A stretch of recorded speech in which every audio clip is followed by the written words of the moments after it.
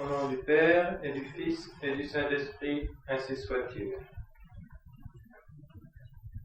Si nous regardons les jours, les journées, venez à notre secours avec une grande force. Ou je ne sais que de lieux de pèlerinage, certes souillés par du paganisme, par des manques de foi, mais partout nous avons des témoignages de la foi de nos ancêtres, dans lesquels nous sommes arrivés. Nous voyons que plus le temps passe et plus la nuit gagne du terrain. C'est à tel point que on se lève presque avec le soleil en milieu de matinée, on se trouve déjà à midi, et à peine a-t-on commencé les activités de l'après-midi que déjà la nuit semble tomber. Et si cela devait continuer, eh bien, nous n'aurions pratiquement plus de lumière et plus de jour. Voilà donc la période de l'Avent. Vous voyez comme notre Seigneur, qui est le Créateur à la fois du monde naturel et du monde surnaturel, a bien fait les choses. Pour que même physiquement, nous ressentions ce temps de l'Avent, il a voulu que même dans la nature, on en ait la détermination. Et en effet, avant l'arrivée de notre Seigneur sur la terre, eh bien, la nuit de l'infidélité n'a fait que progresser, n'a fait que s'avancer toujours plus. Et plus les siècles passaient, plus les hommes tombaient dans la noirceur du péché, dans les ténèbres de l'idolâtrie. Et ce n'est qu'au moment où notre Seigneur est né que la lumière a commencé à renaître dans le monde et que très rapidement la face du monde en a été changée. Eh bien, ce temps de l'Avent, qui concernait donc la période avant le premier avènement de notre Seigneur, nous le savons par toute sa liturgie, concerne également le temps de sa deuxième venue. Et nous voyons nous aussi la nuit s'avancer de jour en jour. Plus nous avançons, d'année en année maintenant, on voit même la différence. On voit un obscurcissement de toutes les données de foi sur la terre. On voit un enténèbrement général. On voit un noircissement des mœurs des hommes qui de plus en plus ne pratiquent que les œuvres des ténèbres. Les œuvres qu'en temps normal, ils n'osaient pas pratiquer à la lumière et qu'ils attendaient que la nuit soit tombée pour les accomplir. Et bien maintenant tout cela s'étale de plus en plus devant tous les yeux et nous sommes plongés de plus en plus dans la nuit de l'apostasie. Alors, il y a beaucoup de correspondance entre l'époque que nous vivons et l'époque des saints patriarches de l'Ancien Testament. Ils avaient également un souvenir de temps heureux. Quel était ce souvenir? Eh bien, c'était le souvenir que leur avait transmis leur premier père, Adam, du paradis terrestre. Il leur rappelait tout le bonheur qu'il avait dans ce paradis, où il n'avait même pas besoin de travailler pour avoir sa nourriture, où tout se faisait tout seul, où les animaux lui obéissaient, où tout était bien ordonné, où il n'y avait, autrement dit, aucun mal, aucun malheur, aucune méchanceté, aucun péché. Et certainement que ces premiers patriarches, quand ils pensaient à ce temps, ils devaient déplorer l'infidélité de leur premier père qui les en avait chassés, qui avait fait que sa race soit à jamais chassée du paradis terrestre. Heureusement, leur premier père s'était jeté aux pieds de Dieu et avait demandé pardon. Et Dieu, dans sa miséricorde, lui avait annoncé tout de suite que dans des temps reculés naîtrait un sauveur qui mettrait la fin à cette impuissance des hommes de se sauver par eux-mêmes. Car avec le péché originel, le ciel était fermé pour toujours et il n'y avait plus aucune solution humaine à espérer. Tout était perdu humainement, et ce n'est qu'au moment où notre Seigneur a annoncé que viendrait ce Sauveur et qu'il briserait la puissance du serpent qui avait trompé l'homme, qui lui briserait la tête. Alors les patriarches de l'Ancien Testament ont eu cette espérance au cœur. Néanmoins, ils voyaient aussi monter peu à peu les ténèbres, l'enténèbrement du péché. Les hommes se sont tellement éloignés du sens de Dieu très rapidement, ils vivaient beaucoup plus longtemps que nous à ces moments-là, puisque c'était 700, 800 ou 900 ans même, et pratiquement, à peine le premier homme mort, quelque temps après déjà va arriver le déluge. Et pourquoi va arriver le déluge? Il y a une formule très touchante dans le 6e chapitre de la Genèse, où il nous est dit, Dieu voyait que les hommes n'étaient portés qu'au mal, que toutes leurs pensées se tournaient vers le mal. Alors, touché d'une douleur dans son cœur, d'une douleur profonde, il est parlé déjà dans la Genèse du cœur de Dieu, d'une douleur profonde, il s'est dit, il s'est repenti d'avoir créé l'homme.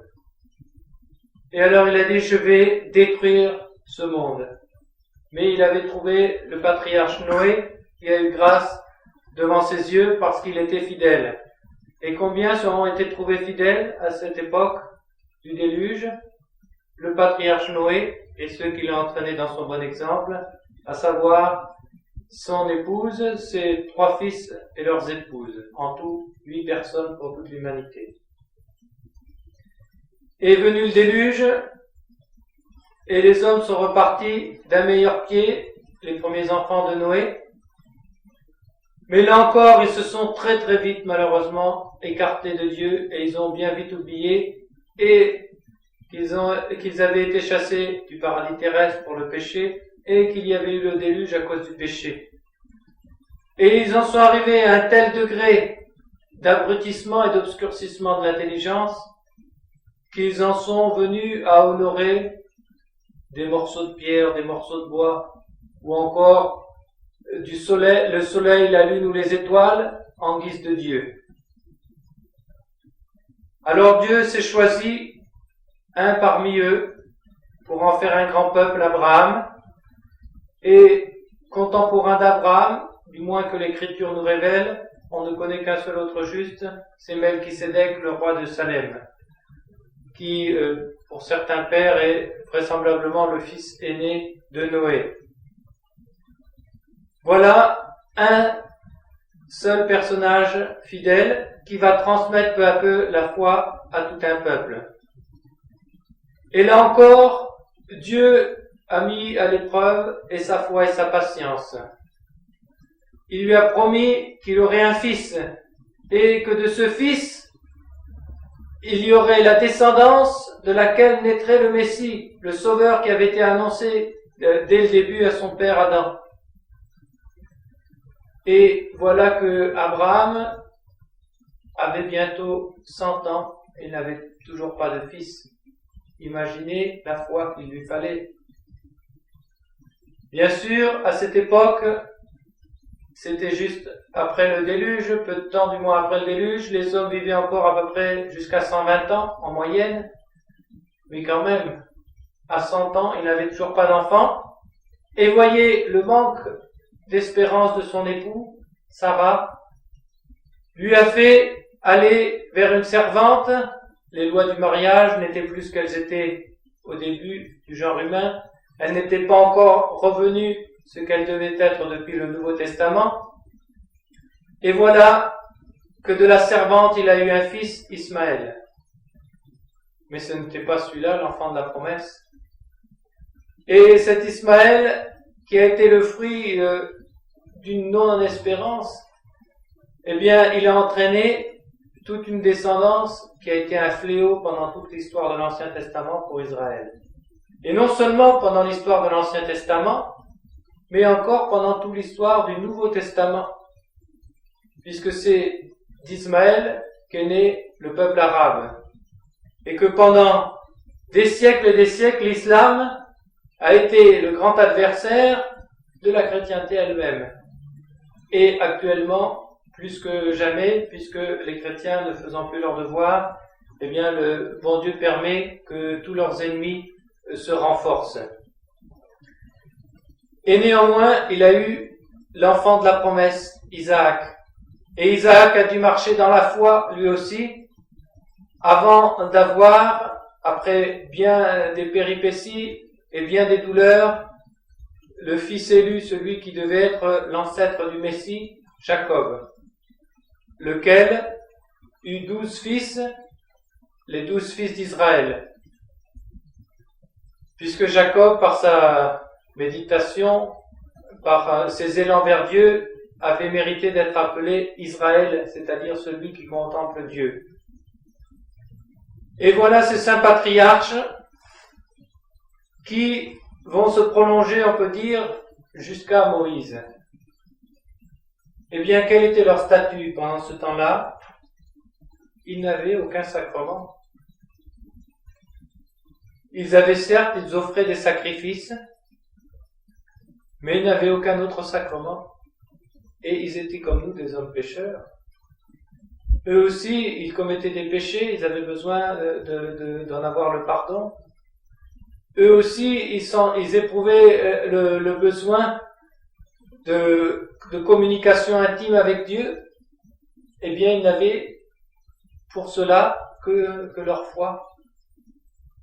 Et dans l'Épître aux Hébreux, il y a toute cette litanie d'exemples des anciens patriarches que fait Saint Paul. C'est par la foi qu'Abraham fit ceci et cela. C'est par la foi qu'Isaac fit ceci et cela. C'est par la foi que Jacob fit ceci et cela. Et il n'avait pas encore, nous dit Saint Paul, ils n'avaient pas encore la circoncision. Ils étaient encore dans le prépuce. Ils n'avaient donc pas encore non plus le saint baptême. Et néanmoins, ils menaient une vie très sainte aux yeux de Dieu, au point qu'ils ont servi de modèle à tous les saints du Nouveau Testament. Il y a eu après la période mosaïque, les 10 commandements de Dieu, qui ont donné beaucoup de lumière sur les devoirs de la vie de tous les jours, sur nos devoirs moraux, ce que nous devons faire, ce que nous ne devons pas faire. Et il y a eu en même temps les sacrements de l'Ancien Testament. Mais là encore, c'était des sacrements beaucoup moins parfaits que les nôtres. C'était des sacrements, comme on dit, qui opéraient, ex opere operantis, c'est-à-dire par l'œuvre uniquement de celui qui le recevait. Il servait uniquement à exciter la foi dans le médiateur futur, dans le Messie qui était annoncé, dans le sacrifice du Messie qui déjà était implicitement annoncé et qui allait mériter toutes les grâces, tant pour l'Ancien que pour le Nouveau Testament. Mais il n'opérait pas ex opere operato, c'est-à-dire par sa vertu même, comme par exemple dans les nouveaux sacrements, le baptême opère ex opere operato, c'est-à-dire il efface la tâche originelle sans qu'il n'y ait besoin pour les petits poupons qui sont baptisés, d'avoir un mouvement de l'âme qui corresponde. Eh bien, dans l'Ancien Testament, ce n'était pas du tout comme ça. Ils étaient très imparfaits, ces sacrements. Et ils ne servaient qu'à exciter la foi intérieure, c'est tout. Mais ils ne remettaient pas par eux-mêmes les péchés. Qu'est-ce qui remettait alors les péchés? Eh bien, comme maintenant, c'était seulement la contrition parfaite. C'était la foi dans le futur Messie qui allait venir. Alors, puisque nous sommes dans une situation qui ressemble justement à ces anciens patriarches, nous aussi nous sommes privés de bien des manières des sacrements. Nous aussi nous vivons d'un passé glorieux que nos anciens nous ont livré. Nous savons ce qu'a été l'Église, mais nous ne le voyons plus de nos propres yeux. Nous aussi, nous attendons avec foi et avec espérance le retour glorieux de notre Seigneur, mais nous sommes aussi dans une période d'avant, d'attente. Eh bien, tout cela doit nous inciter à faire nôtre, je dirais, à longueur d'année, la liturgie de l'Avent. Une liturgie qui est vraiment touchante si nous savons revenir sur ces dimanches, revenir sur ces antiennes liturgiques, par exemple les grandes antiennes O qui commencent depuis le 17 décembre pour les antiennes à Magnificat, et tous ces hymnes de l'Avent, même ces petits versets, Veni Domine noli tardare, venez Seigneur, ne tardez pas, eh bien, que de richesses, que de prières nous pouvons faire qui sont vraiment actuelles pour nous. Et certes, si on peut comparer un petit peu notre période à celle des patriarches, c'est néanmoins tout à notre faveur. Nous pensons trop souvent au fait, et c'est vrai que c'est pénible et que c'est très dur, que nous n'avons plus de sacrements ou presque plus. Songeons à ces patriarches qui en avaient bien moins que nous. Nous songeons souvent que nous sommes bien isolés, que nous sommes bien seuls. Eh bien, songez à ces patriarches qui étaient seuls au milieu des idolâtres. Et combien d'avantages nous avons sur eux. D'abord, nous avons le Saint Baptême, qui est quelque chose d'énorme par rapport à eux. Ensuite, nous avons la connaissance par le catéchisme de tous les actes qu'il importe de faire pour retrouver la grâce de Dieu, même en dehors des sacrements quand on ne peut pas les avoir, en s'excitant à la contrition parfaite, avec le désir de se confesser quand on le pourra. Et malgré tout, nous avons encore, même si c'est que de loin en loin, pour certains presque plus jamais, nous avons encore de loin en loin l'assistance des sacrements. Et même si nous ne l'avions pas, nous avons encore d'énormes avantages sur les patriarches. Les patriarches avec qui comme exemple? Ils avaient Adam qui avait demandé pardon. Puis très vite ils ont eu Enoch qui était tellement fervent qu'il a été transporté quelque part dans les cieux. Puis ils ont eu Noé. Puis ils ont eu Abraham, Isaac, Jacob. Pourquoi notre Seigneur dira souvent à Moïse, je suis le Dieu d'Abraham, d'Isaac et de Jacob. Et puis ils auront peu à peu les prophètes qui non seulement seront des exemples, mais qui leur parleront avec autorité au nom de Dieu. Et au fur et à mesure, les générations qui se rapprocheront du Messie seront toujours de plus en plus avantagées par rapport à celles qui ont précédé, parce que elles auront toujours de plus en plus d'exemples, et elles sauront aussi toujours que le temps se rapproche. Car imaginez la patience qu'il a fallu au premier patriarche. Abraham est mort simplement en ayant vu l'enfant de la promesse. L'enfant de qui descendrait un jour le Sauveur, c'est tout. Isaac savait qu'il était l'enfant de la promesse, que de lui descendraient d'autres enfants jusqu'au jour où viendrait le Messie. Et il a transmis cet héritage à Jacob.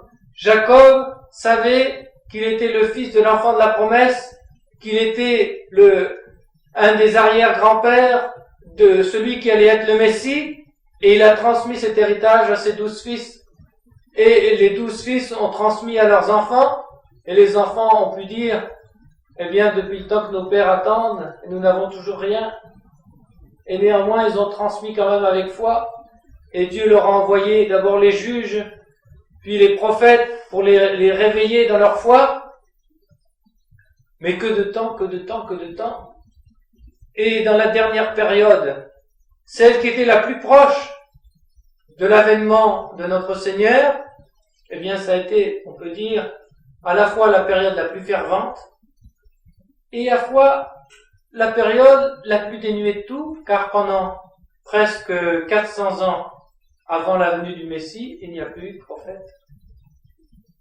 Il n'y avait plus rien. Ils ont été déportés à Babylone, ils se sont corrigés pour toujours de l'idolâtrie, ils ne sont plus retombés après dans l'idolâtrie. Il y a eu une certaine ferveur, il y avait bien sûr des grands prêtres, des docteurs de la loi, mais il n'y avait plus de prophètes. Et c'est seulement le grand Saint Jean-Baptiste qui va se dresser quelque temps avant l'arrivée de notre Seigneur pour redonner un petit peu l'image des prophètes, mais jusque-là, il n'y en avait plus eu depuis plusieurs siècles. Et voyez quelle patience il leur avait fallu. Eh bien, demandons à ces saints patriarches de l'Ancien Testament de nous obtenir une patience semblable à eux. Car que davantage nous avons encore si nous songeons à tous les exemples qui nous ont été donnés. D'abord, ce que attendez, nous savons que ça a eu lieu. Toutes les prophéties qui avaient été faites, et elles sont très nombreuses, nous les avons vues réalisées en la personne de notre Seigneur Jésus-Christ. Était annoncée sa nature, sa double nature humaine et divine, était annoncé qu'il serait un descendant du roi David, était annoncé qu'il naîtrait dans la pauvreté, qu'il naîtrait à Bethléem en tel temps, dans telle circonstance politique, était annoncé qu'il mènerait une vie cachée, qu'il sera appelé Nazaréen, était annoncé qu'il aurait un précurseur, que ce précurseur lui préparerait la voie en criant dans le désert, était annoncé qu'il ferait quantité de miracles, qu'il ferait voir les aveugles, entendre les sourds, parler les muets, qu'il évangéliserait les pauvres. Eh bien, tout ça, on l'a vu réaliser à notre Seigneur Jésus-Christ, était annoncé par quantité de figures de l'Ancien Testament qu'il serait immolé sur une croix et que c'est par là qu'il rachèterait le genre humain.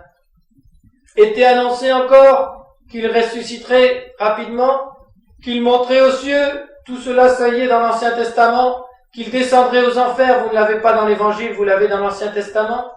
Était annoncé encore qu'il enverrait un esprit qui transporterait les fils des descendants de Jacob et qu'il régnerait sur toute la terre d'une mer à l'autre. Toutes choses que nous avons vues réaliser, que de choses, rien que dans les prophéties, qui nous confirment toutes les promesses. Imaginez quel avantage nous avons par rapport à Abraham, qui n'avait juste une promesse. Il te naîtra un fils, et de lui, il y aura la descendance du Messie. Et il avait 95 ans, et son fils était toujours pas né, et il avait toujours la foi, et l'espérance et la patience. Vous voyez quel géant est Abraham par rapport à nous. Regardez tous les avantages que nous avons sur lui.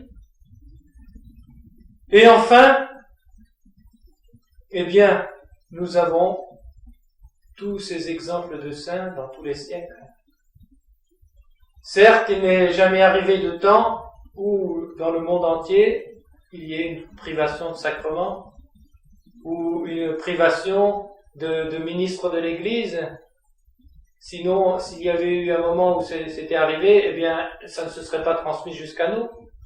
Mais il y a eu à telle période, dans tel lieu, des situations absolument semblables à la nôtre. Il y a eu des pays, comme au Japon, où on est resté 3 siècles sans prêtre. Et qu'est-ce qui se passait dans le reste du monde, dans le reste de la chrétienté? On n'en savait trop rien.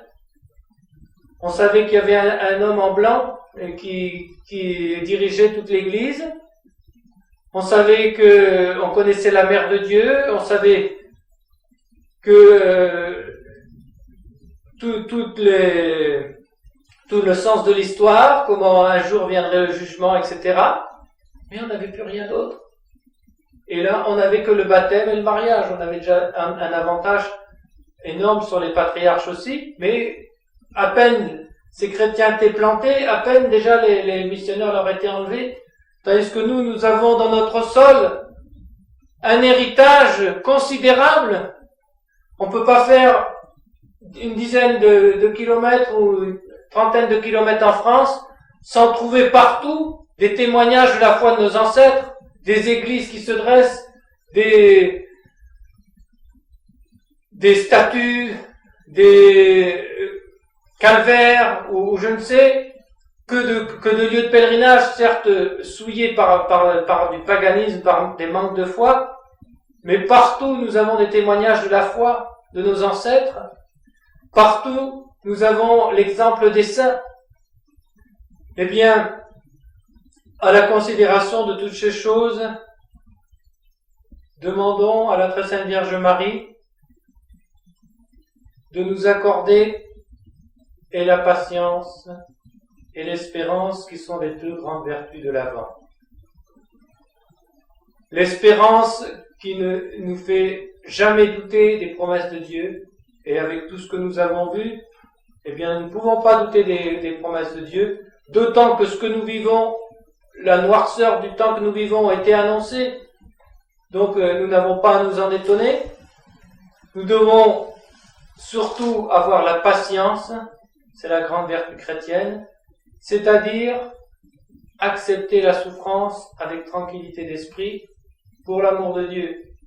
Et la patience, c'est accepter la souffrance, non pas une petite souffrance d'un moment, mais une souffrance qui dure. Et donc plus le temps passe et plus elle est pesante. Eh bien la patience nous la fait porter avec courage. Eh bien, en considérant l'exemple des patriarches, en voyant combien nous avons d'avantages sur eux, demandons à la Sainte Vierge de ne pas nous recroqueviller sur nous-mêmes, de ne pas penser avec mélancolie à ce que nous pourrions avoir et ce que nous n'avons pas, mais d'accepter avec courage la situation et les croix que le bon Dieu nous a données, afin de nous préparer, nous aussi, au secours qu'il ne manquera pas de nous envoyer. Au nom du Père et du Fils et du Saint-Esprit, ainsi soit-il.